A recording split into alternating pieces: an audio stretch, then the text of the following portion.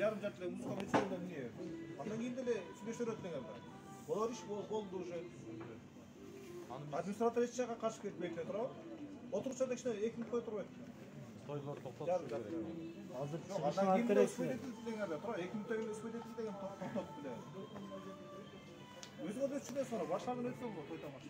Азыркы учурда биз Санжыра эс алуучу жайына келдик. Бул жерге ушул 100дөн ашуун адам мындай той өткөрүп атышыптыр. Той эми эле башталган экен, бирок адамдар аябай мындай тыгыз отурган бул жерде. Ошондуктан тойду токтоткону туура келди. Бул жерде ошол жергиликтүү бийлик менен той өткөрүүчүлөр тарабынан пикир келишпестиктер болуп атат. Булар ушул тойду улантып берели деп атышат. Ал эми COVID-19 илетинин күч алышына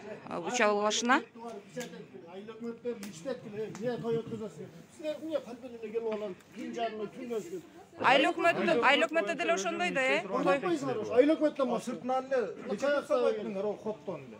Бирөөм жакшыга жакшылап ушундай эле актив. Бузгандай болуп атасыңар.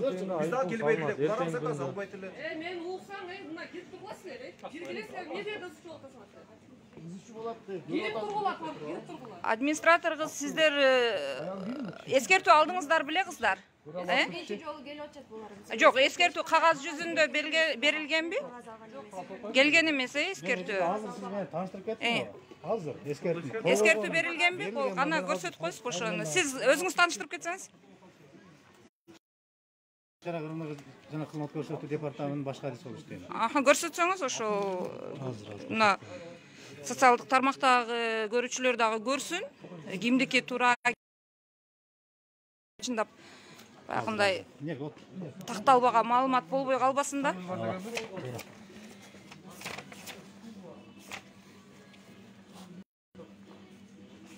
Бул баа бөлүнгөндө чайкананыкын отдельный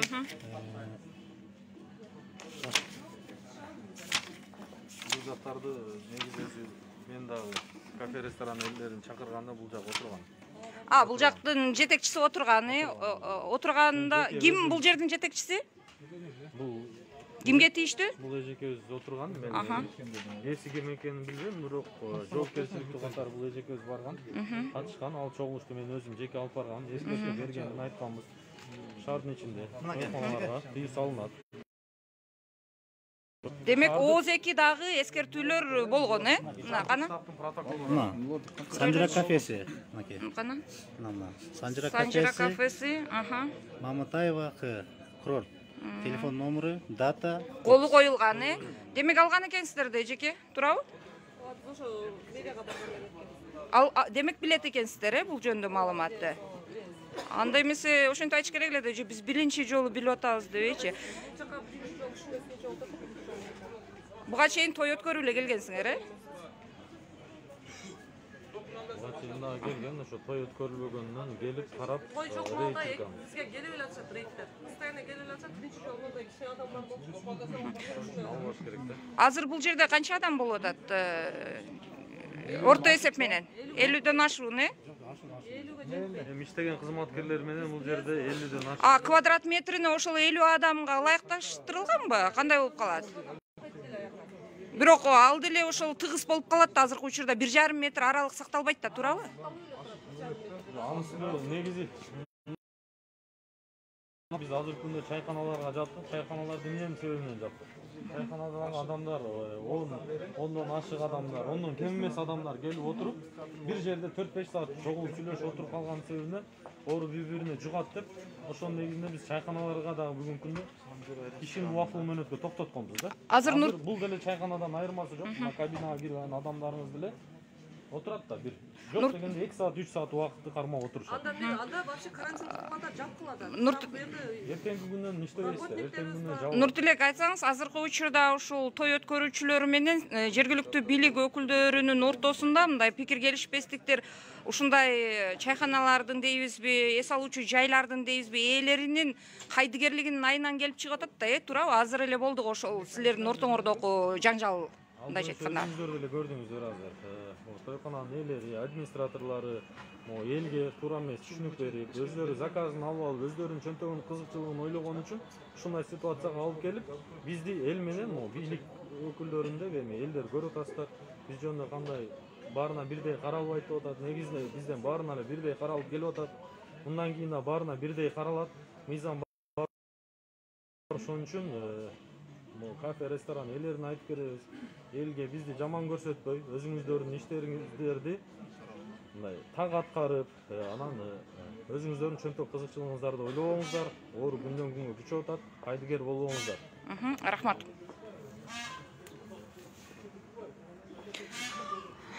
Азыр бул жерде протокол толтурулуп атат. Демек, Санжыра эс алуучу жайынын администраторлору ошол жолугушууларга деле барган экен, кол дагы койгон экен.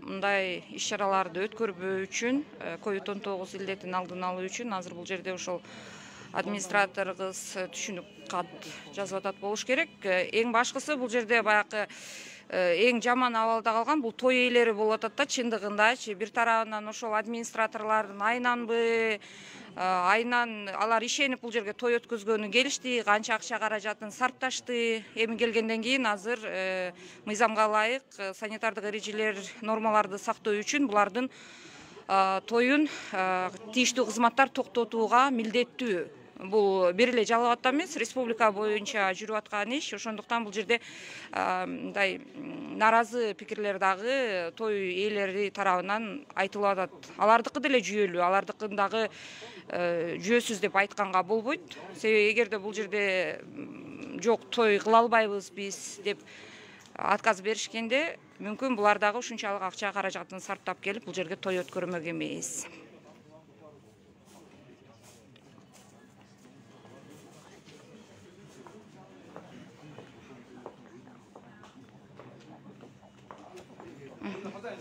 Неме? Так, неме гана, Нуртилек гана?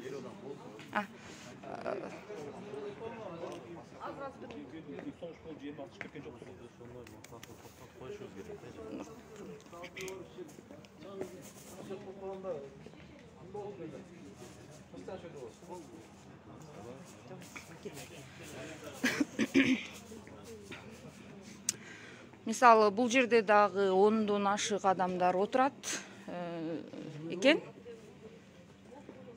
Я. Кирсе болбойт дейсиңби? Эмнеге кирсе болбойт? Коноктор эмне болуптур кирсе? Я. Эшикти эмнеге жабышат? Көрүнөт бекен, көрүнөт окшойт. Бул жерде биздин чоңдор отурат окшойт чамда.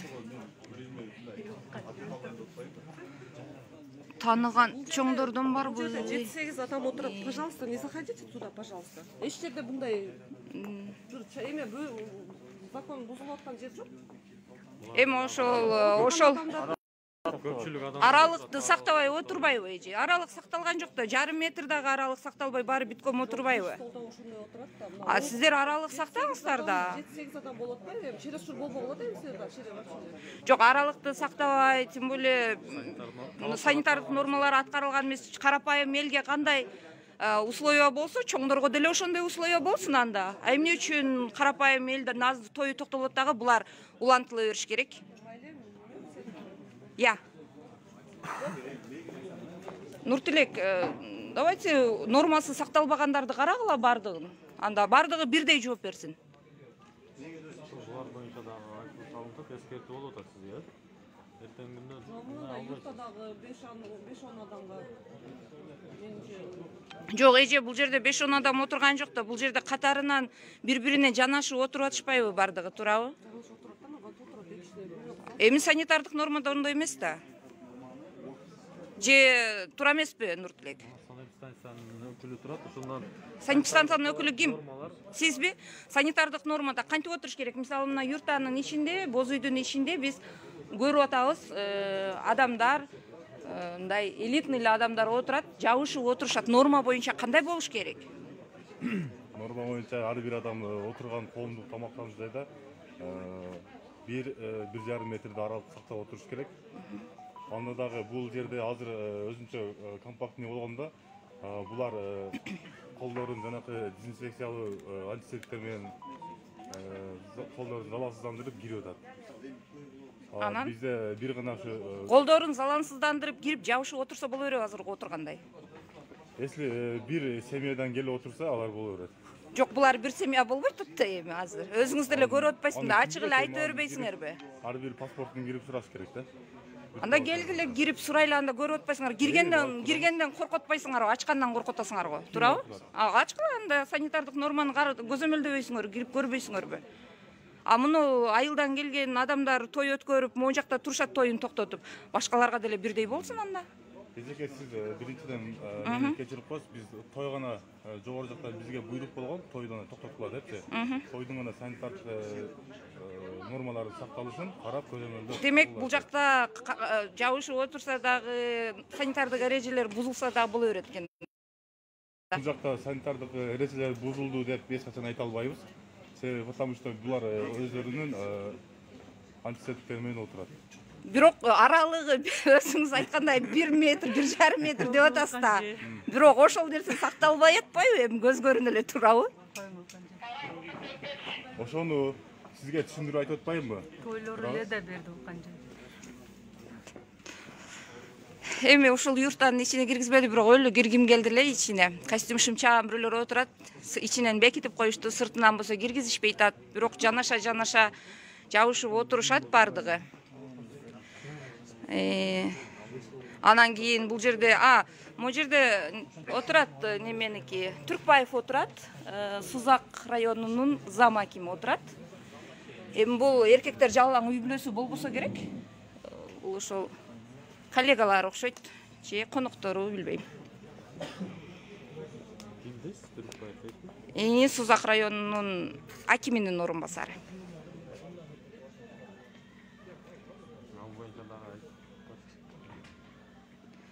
Азыр айтып атышат, мынаки Нуртилек токтосо дейт, бардыгы токтосун дейт. Мыйзам бардыгына бирдей иштеш керек деп атат. Баарын токтотобуз бүгүнкү күндө. Мен атайын өзүм көрдүңүздөр, дейт чыгып атам. Ошо баарын токтотконго аракет кылбайбыз, токтотконго басым жасайбыз. Бүгүндөн баштап токтотобуз. Эч кандай тойлор болбойт. Ушул жерде отургандарга деле түшүндүрүү иштерин жүргүзүп кое бербейсиңерби? Кирип эле. Эмне кире албай атасыңар? Мен чөйдөй таң калып атам да. Жок, бул биздин негизги эмебиз.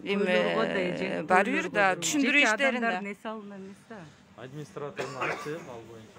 Администратор өзү түшүндүрүп айтса керек. Биз отурган адамдарга кирип түшүндүрсөк, булар деле азыр өзүңүз айткандай жогору жумушта эле иштеген адамдар экен. Булар деле соц сеттерден өздөрү көрүп атса керек. Азыркы акыбал, ситуация кандай болуп атат, ошого жараша. Бирок жоопкерчилик биринчи жетекчиде болуш керек да, туурабы? Өздөрү деле уялып. Силер өзүңөр үлгү болушуңар керек, жетекчи катарында, туурабы? Тойлорго барбай, ушундай санитардык нормаларды сактап дегендей. Мага дагы азыркы учурда тойго чакыруулар болуп атат. Мен даже өзүмдүн туугандарым дагы үйүнө чакырган жерлерге дагы барбай атабыз. Аларга эскертип берип атабыз. Азыр эч кандай той өткөрбөгүлө. Кудай буйруса тынччылык болсо тойлор болот. Азыр убактылуу токтоткула деп аларга дагы айтып келип атабыз баарын. Азыр мына той ээлерине баралы, чыгымдарын эсеп айтайлы да сурайлы, эгерде неме кылышсачы, макул болушса. Саламатсыздарбы? Сиздер той жактанбы? Тойдун эси чакырып коесузбу? Канча чыгым кетти? Анан кийин сиздерге мындай администратор эч нерсе деп айткан эмеспи? Азыр мындай эки жактан тең күйүп атасыңар да, туурабы? Же той мындай ачык эле айтыш керек болуп атат да азыр бул жердечи. Мисалы, эгерде сиз тойдон чыктыңызбы? Жок. Бирөөсүн чакырсаңыз, сиз тааныйсыз го.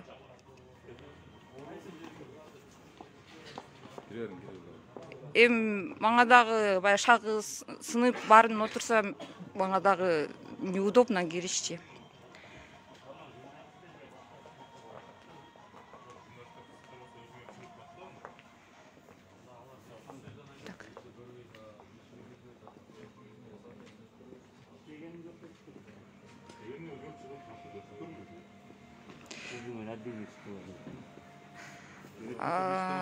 пулдарын протоколдорду полный беребиз. Мындай кызыктар болот. Шерзат эке, сиз бүгүн эле чыгып атасыз да? Биз Жок, бурда да күндө чыккан. жүрөбүз. Сиз бүгүн эле чыгып атасыз. Ошону адени чыккыла деп атат. Анда чыкпай чакырып эмне кылыш керек? Биз ошо жардам берели деп жүрөбүз. Каршылык болбосун. Я болбосо эмне кылыш керек? Булар келип кеңири элге коомчулукка маалымат бергенде биз каршылыгыбыз жок. Ошондо чоң жүрүп беребиздер. азыр Нуртилек мына немеде кандай болуп калат да, мисалы бул той токтоду, кетирди да, булар кандай болуп калат, бул кафеге эс алуучу жайга акчасын төлөйбү же кандай болуп калат? Мен чындыгында мындай инсан катарында мындай азыр эми 1 сом акча табыш кыйын да, мындай ичим ачышып атат да, ушулар той токтоду, эми кандай болуп калат? Ортодо эле мындай жеке ишкерлердин кайдыгерлигинен эл жабыркап атат да, менин көз карашымдачы. Же туура эмеспи? Эгерде жок биз той өткөзбөйбүз десе ушулар деле үйүндө өткөрмөк да болуптур деп, туурабы? Ал боюнча мен азыр өзүмдүн оюму гана айтышым мүмкүн. Ооба, өзүңүздүн оюңуз. Өзүмдүн оюм негизи бул жана тойкононун нерсе туура эмес болуп атат. Себеби карапайым адамдар деле өзүңүз көрүп атасыз. Бул тойду өткөрөм деп канча чогулткан нерселерин алып келип, элди чакырып, ушул нерсени өткөрөм деп атат. Бул эми азыр ысырапкерчилик болуп калды да негизинде. Анан чыгымыны кайсы тарап төлөйт, ал боюнча мен маалымат бере албайм, сиздерге айта албайм. Өздөрүң сүйлөшкөндө жараат. Эми бирок мындай нерселер, мындай жагдайлар көп эле катталып атат да, туурабы? Азыр. Негизинен туура. Ошолорду токтотуп максатына жүрөбүз. Эртеңден баштап сиз бүгүн күндүз эле интервью берип кеттиңиз эле мага. Эртеңден баштап ресторандар жабылат, толугу менен. Толугу менен жабылат. Эч кандай той болбойт, жабылат. Кандай той болбойт, толугу менен жабылат. Эгерде ошол өтүп аткан жеринен күбө болуп калсак, көрүп калышса, анда эмне чара көрөсүз? Тойканаларды өзү күндүзү деле сиздерге баса белгилеп айтып кеттим. Тойканаларда той өткөзүп жаткан болсо, биз ал жерди барып, мыйзам чегинде отпечатывать этип, ушул кырда турукташканга чейин ал жерге эч кандай ачууга да уруксат бербейбиз. Эгерде биздин ошол кылган нерселерибизге карабай ачып, өзүнүн ишмердигин улаткан болсо, анда мыйзам чегинде жогорку деңгээлдеги айып пул салынат да. Канча ошол жогорку деңгээлдеги айып пул? Азыр биз өзү негизи шаардык бийлик тарабынан айып пулдун суммасы көрсөтүлгөн эмес, биз сала албайбыз аны.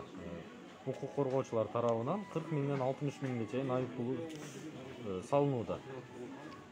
Ушуга чейин салындыбы ресторандарга? Шаардын аймагында 4 тойкана боюнча бүгүнкү күндө кылмыш жаза кодекстердин байланыштуу салынган да. 4 тойкана сотко чейин өндүрүш иштери ашырылган. Рахмат. Урматтуу Facebook колдонуучулары, өзүңүздөр көрдүңүздөр, азыр Санжыра бир эле Жалал шаарында болгону бир эле ушул эс алуучу жайына келип ушундай кырдаалга туш болдук. Мен ошол ичим ачышып аткан жери эми адамдар жакшылык кылабыз деп акча жыйнап той өткөрөт да. Анан эми азыркы учурда ушул тойканалардын ээлери кандайдыр бир акча каражатына кызыкпастан, ушул элди да алдабастан, эл менен бийликтин ортосунда баягы тирешүүнү пайда кылбастан, жөн эле жок той болбойт деп мындай өзүнүн каршылыгын көрсөтүп эле отказ берип койсо болмок да, бирок андай болбойт да. Керек болсо жаап жашырып, светин өчүрүп коюп, анан ичинде той кылган учурлар болуп атат. Ал жерде ошол тойго келген адамдардын көпчүлүгү ооруп калып атат. Буну ээлер кызыкпайт да.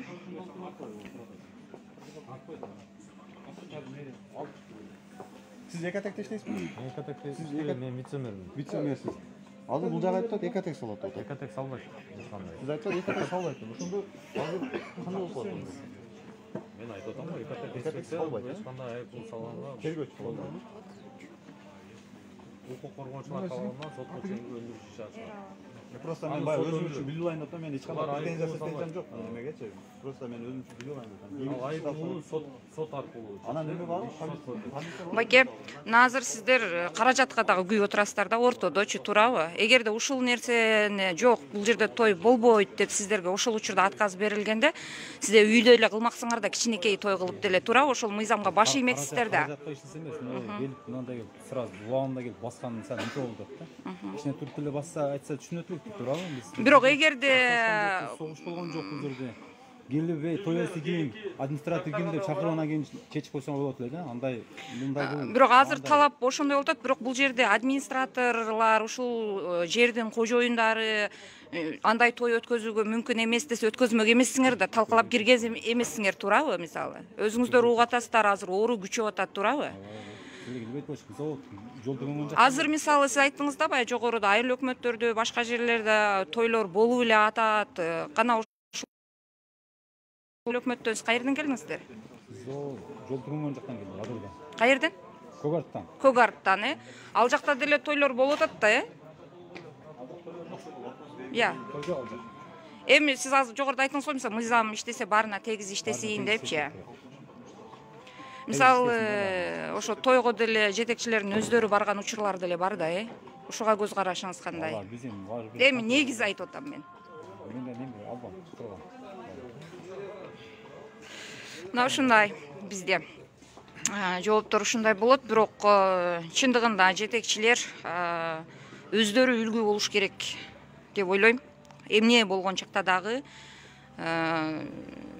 жетекчи өзүндөгү жоопкерчиликти сезе билиш керек. Каерде иштебесин, ал айыл өкмөт болобу, мэр болобу, айыл өкмөттүн орун басары болобу, кайсы кызматта иштебесин, биринчи жоопкерчиликти ошол инсан өзү башташ керек. Анан ага карап эл түзүлөт да.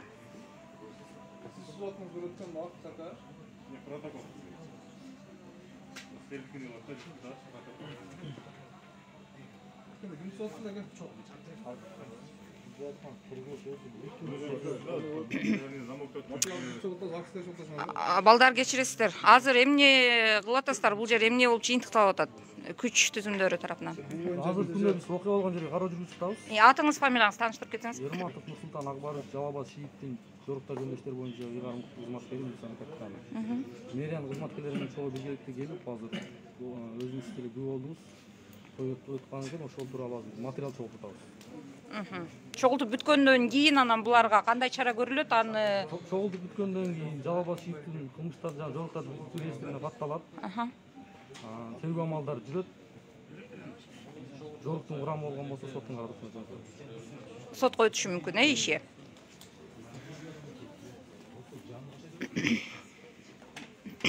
Нуртилек мырза, биз эмне кылабыз? Эми тура беребизби же башка объектилерге барабызбы дагы? Шаар боюнча бүт баарына каралып атабыз.